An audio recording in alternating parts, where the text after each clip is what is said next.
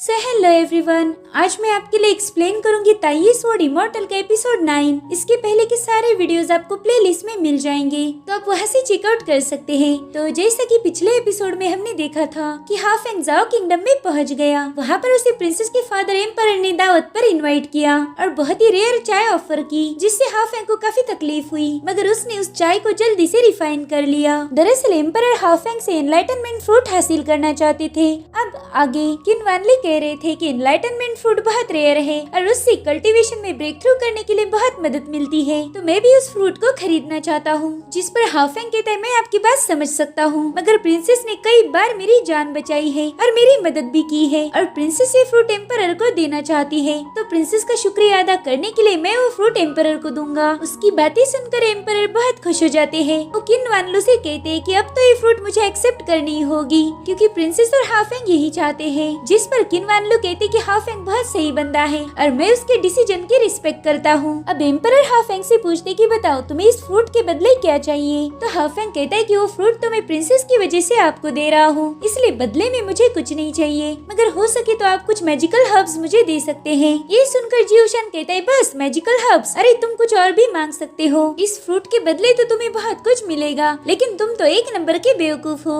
जिस पर प्रिंसेस उशान से कहती कि तुमने हाफेंग के साथ सही तरीके से बात करनी चाहिए। जिस पर वो कहता है कि हम दोनों दोस्त हैं और मैं चाहता हूँ कि हाफेंग को कोई खास ट्रेजर दिया जाए जो उसे आगे चल के काम आएगा। जी उशान की इस बात पर एम्परर भी एग्री हो जाते हैं। वो कहते हैं मेरा बेटा सही बोल रहा है, एक काम करते हैं हाफेंग, मैं तुम्हें फॉरबिडन एरिया में जाने की परमिशन देता हूँ। वहाँ पर एंशिएंट एम्परर के टाओइज्म है, तो तुम उनकी ऑब्जर्वेशन कर सकते हो। एम्परर की इस बात से शाओहांग को बहुत दिक्कत हो रही थी। वो कहता है कि हाफेंग हमारा फैमिली मेंबर नहीं है, तो आप उसे वहाँ क्यों जाने दे रहे हो, मगर एम्परर उसकी बातों पर ज्यादा गौर नहीं करते। तभी किनलू बताते हैं कि एंशिएंट एम्परर बहुत फेमस थे। हाफेंग अगर तुम उनका टाओइज्म ऑब्जर्व कर पाए तो वो तुम्हारा बहुत फायदा करेगा। साथ ही हाफेंग भी सोचता है कि अगर मुझे मैजिक डिडक्शन वहाँ पर मिल गया तो मैं पास को रीअपियर करवा सकता हूँ, उससे मेरे फादर पर लगाए गए इल्जाम खारिज हो जाएंगे। तो वो भी एम्परर के इस फैसले पर अग्री हो जाता है। और अब हमें एम्परर की दूसरी माशूका लैन यूडी दिखाई जाती है। उसे उसकी दासी बता रही थी कि हाफेंग को फॉरबिडन एरिया में जाने की परमिशन मिल गई। इस बात से लैन यूडी को बहुत गुस्सा आ जाता है। वो कहती जल्दी से मेरे बेटे शाओहांग को यहाँ भेजो। अब रात के समय हाफेंग कल्टीवेशन कर रहा था, तभी उसे फील होता है कि बाहर कोई है, तो तुरंत ही अपनी आइज ऑफ क्रिएशन को एक्टिवेट कर देता है। वो देखता है कि वहाँ पर ढेर सारा डीमन फॉग है और एक फॉर्मेशन भी वहाँ पर बना हुआ था,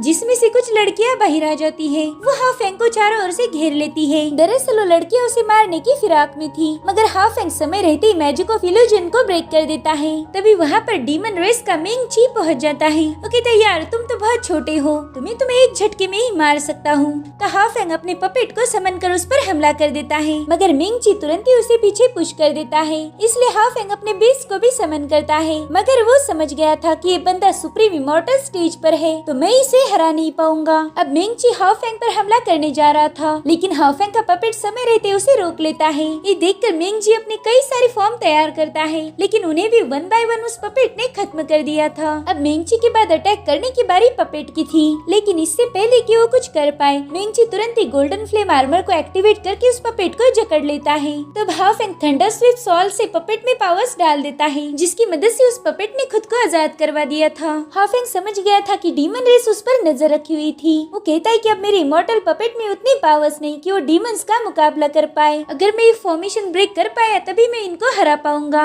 जिसके बाद वो आइज ऑफ क्रिएशन को एक्टिवेट कर उस फॉर्मेशन को चेक करता है और उसे वहाँ पर 3 आइड फॉक्स दिख जाता है। वो कहता है ये इस फॉर्मेशन की चाबी है, इसलिए अपने पपेट में कुछ पावर्स डाल देता है ताकि पपेट जाकर उस फॉक्स को खत्म कर पाए, मगर वो डीमन बीच में आ जाता है। अब पपेट तो उस डीमन को हरा नहीं पा रहा था, इसलिए हाफेंग थंडर ड्रैगन को समन कर उस पर हमला कर देता है और इसी मौके का फायदा उठाते हुए वो पपेट फॉक्स पर हमला करने चला जाता है। लेकिन वो फॉक्स भी बहुत पावरफुल थी। वो कहती तुम्हें क्या लगा तुम्हारा ये फालतू पपेट मुझे मार पाएगा, बिल्कुल नहीं। जिसके बाद वो पपेट को कैद कर देती है। अब हाफेंग भी उसे आजाद करने की कोशिश कर रहा था, मगर हाफेंग में अब ज्यादा पावर्स बची नहीं थी। तभी वो फॉक्स बताती है कि हाफेंग ये 90 लेवल का नेट है, इसमें इतनी पावर्स है कि ये सुप्रीम इमॉर्टल को भी बाइंड कर सकता है। तुम्हें क्या लगता है कि तुम इसे ब्रेक कर पाओगे? जिस पर हाफेंग कहता है मुझे पता है तुम लोग पूरी तैयारी करके मेरे साथ मुकाबला करने आए हो। तो फॉक्स कहती है कि हमें तो पूरी तैयारी करके ही आना था, क्योंकि तुम्हारे पास जो पपेट है वो बहुत ज्यादा पावरफुल है। अब मिंगची हाफेंग से कहता है कि तुम्हारे फादर मूशा ने तुम्हें कोई चीज दी थी जिससे हमारी डीमन रेस खत्म हो सकती है, तो मुझे वो चीज दे दो, नहीं तो मैं तुम्हें खत्म कर दूंगा। तो हाफेंग उससे कहता है कि तुम में वो बात नहीं कि तुम मुझे मार पाओ।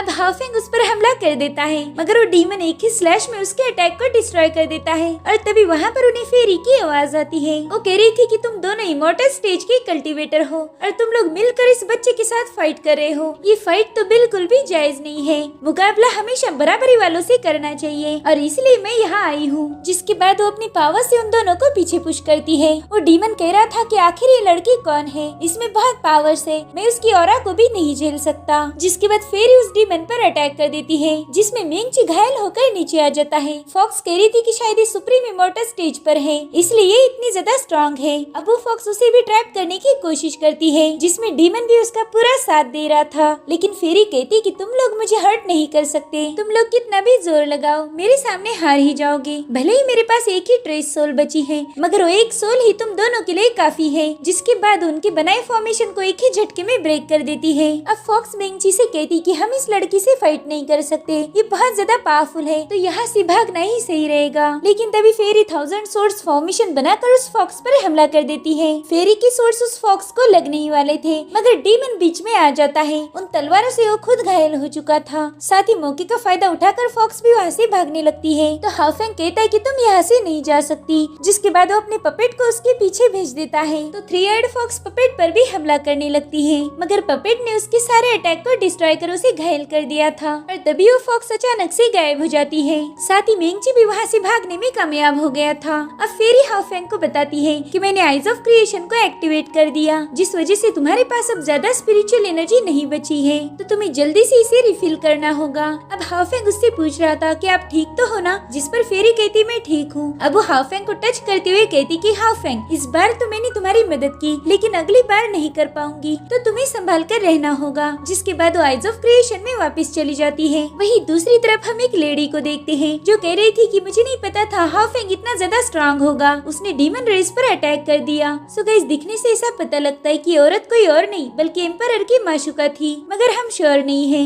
इधर हाफेंग से मिलने के लिए लीन आई थी। वो उससे पूछती कि यहाँ पर आखिर हुआ क्या, तो कहता है कि मुझ पर अटैक करने के लिए डीमन रेस के सुप्रीम इमॉर्टल स्टेज के 2 वॉरियर आए थे, वो यहीं पर छुपे हुए थे और मौका मिलते ही उन लोगों ने मुझ पर हमला कर दिया। मैंने उन्हें बुरी तरह से घायल किया है, मगर वो लोग यहाँ से भागने में कामयाब हो गए। जिस पर लीन कहती कि मुझे तो यकीन नहीं हो रहा कि तुमने सुप्रीम इमॉर्टल स्टेज के डीमंस को हरा दिया। और तभी वहाँ पर एम्परर पहुँच जाते हैं। वो कहते कि मैंने पूरा इलाका छान मारा, लेकिन डीमन रेस वाले यहाँ से भाग गए। और साथ ही ये बात भी साबित हो गई कि हाफेंग काफी टैलेंटेड है, उसे तो सुप्रीम स्टेज वाले लोग भी हरा नहीं पाए। हाफेंग, तुम्हारे लिए मेरे दिल में और रिस्पेक्ट बढ़ चुकी है। तो हाफेंग उनकी तारीफ के लिए उनका शुक्रिया अदा करता है। लीन कहती कि मेरे ख्याल से जब तक हाफेंग यहाँ पर है, शायद ही डीमन रेस वाले यहाँ आने की हिम्मत करेंगे। तो एम्परर हाफेंग से पूछता है कि आखिर ये डीमन रेस वाले तुम्हारे पीछे क्यों पड़े हैं। लेकिन हाफेंग उन्हें सच्चाई नहीं बताता। वो कहता है कि मुझे भी कोई आइडिया नहीं है, पता नहीं वो लोग मुझसे क्या चाहते हैं। तो लीन कहती कि शायद डीमन रेस वाले भी उस फ्रूट को हासिल करना चाहते हैं। जिस पर एम्परर कहते हाँ ऐसा हो सकता है, डीमन रेस नहीं चाहती कि मैं उस फ्रूट को रिफाइन करूँ। तो लीन को हुक्म देते कि पूरे राज्य को ब्लॉक कर दो, डीमन रेस यहाँ नहीं आनी चाहिए। तो लीन तुरंत ही वहाँ से चली जाती है। अब एम्परर हाफेंग से पूछते हैं कि तुम्हें कोई चोट तो नहीं आई, जिस पर वो कहता है मैं तो बिल्कुल ठीक हूँ, चोट तो डीमंस को आई है। अब एम्परर हाफेंग से माफी मांगते हैं क्योंकि उनके राज्य में हाफेंग पर अटैक हुआ, मगर उन्हें एक बात समझ नहीं आ रही थी कि डीमन रेस वाले यहाँ पर घुस कैसे गए। तो हाफेंग कहता है कि मुझे पूरा यकीन है कि आपके राज्य में कोई गद्दार है, वो डीमन रेस की मदद कर रहा है। जिस पर एम्परर कहते फिर तो हमें संभाल कर रहना होगा।